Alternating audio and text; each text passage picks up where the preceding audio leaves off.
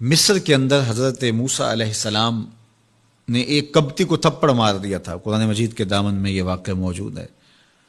تو آپ کی جلالت اور آپ کے زور کی تاب نہ لاتے ہوئے وہ وہیں ڈھیر ہو گیا، اس کی موت واقع ہو گئی۔ تو مصر کے حالات کشیدہ ہو گئے اور حضرت موسیٰ علیہ السلام کو مصر چھوڑنا پڑا۔ تو وہ شہر مدین کی جانب جا رہے تھے کہ راستے کے اندر ایک کنواں تھا، وہاں کچھ لوگ اپنے جانوروں کو پانی پلا رہے تھے۔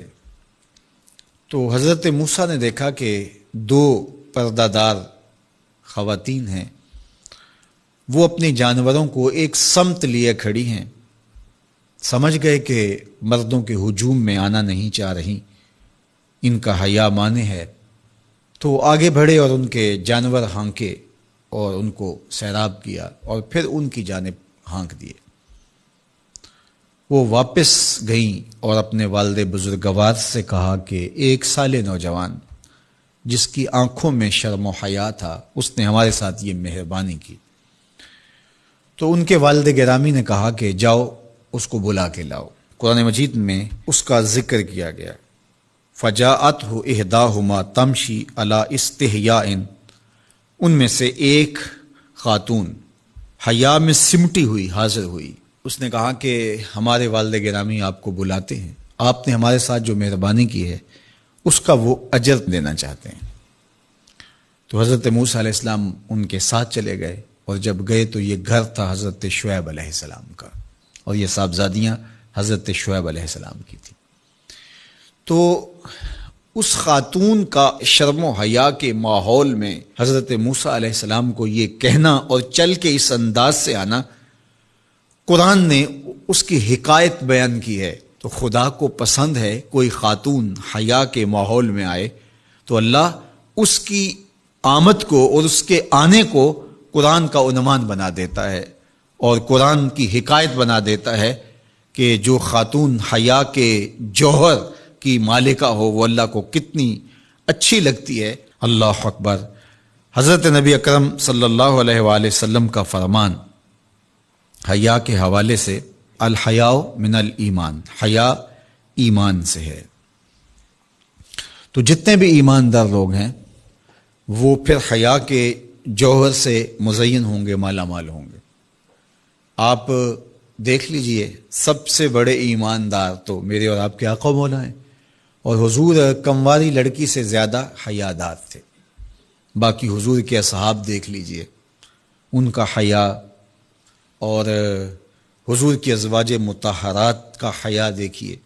ام المومنین حضرت عائشہ رضی اللہ تعالی عنہا فرماتی ہیں کہ حضور کا جب وصال ہوا اور حضور میرے حجرے میں دفن ہوئے، تو میں جب حضور کی قبر انور پہ جاتی تو معمولی چادر اوڑھ کے چلی جاتی، اس خیال سے کہ میرے شوہر ہیں۔ پھر حضرت ابوبکر صدیق رضی اللہ تعالیٰ عنہ کا وصال ہوا تو وہ بھی ساتھ دفن ہو گئے، تو میں پھر بھی اسی حالت میں جاتی اور میں سوچتی کہ ایک میرا شوہر ہے اور دوسرا میرا والد ہے۔ کہا پھر حضرت عمر رضی اللہ تعالیٰ عنہ کا انتقال ہوا اور وہ بھی ساتھ مدفون ہوئے۔ تو حضرت ام المومنین فرماتی ہیں کہ اب جب میں جاتی تو میرا جانے کا انداز مختلف تھا۔ فواللہ ما دخلت الا وانا مشدودۃ علی ثیابی حیاء من عمر۔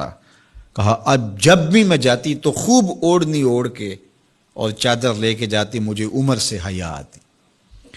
یہ ام المومنین کا انداز زندگی ہے۔ مخدرات اسلام کو اس سے سیکھنا چاہیے۔ جو قبر میں دفن ہیں ان سے بھی یہ حیا کریں، جو مومنوں کی ماں بھی لگتی ہیں۔ اور آج یہ دلائل دیے جائیں کہ پردہ تو جناب دل کا ہوتا ہے، چہرے کا پردہ تو نہیں ہے۔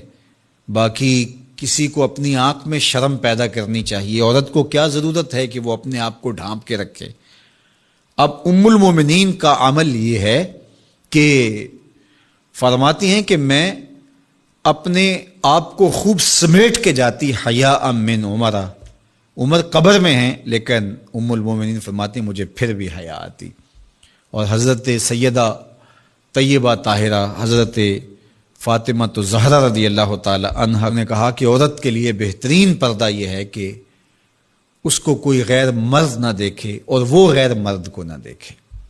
تو جب یہ ہمارا دین ہمیں سکھاتا ہے اور حیا کا یہ سبق دیتا ہے، بڑوں سے حیا کرنے کی تلقین کی گئی، اللہ سے حیا کرنے کی، اس کے رسول سے حیا کرنے کی تلقین کی گئی۔ صحابہ فرماتے ہیں بعض اوقات ہم کچھ پوچھنا چاہتے ہوتے تھے اور حضور کے حیا کی وجہ سے ہم ایک عرصہ تک وہ بات نہیں پوچھ پاتے تھے۔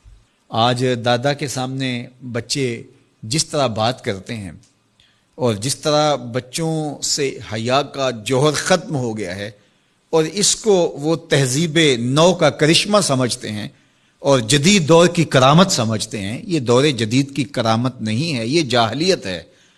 بڑوں کا احترام اور بڑوں کی عزت یہ زندگی کا جمال ہے۔